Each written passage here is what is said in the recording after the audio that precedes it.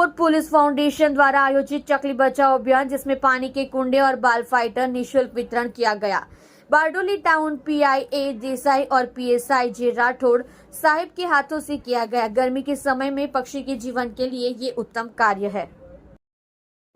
મારું નામ દેવાંગ દેસાઈ છે। પીપલ ફોર પોલીસ ફાઉન્ડેશનનો હું બારડોલી અધ્યક્ષ છું। અમારા રાષ્ટ્રીય અધ્યક્ષ જીતેન પટેલ દ્વારા જે માર્ગદર્શન અમને મળ્યું છે તેના જ ભાગરૂપે આજે ચકલી બચાવો અભિયાનનો કાર્યક્રમ અમે રાખેલો છે।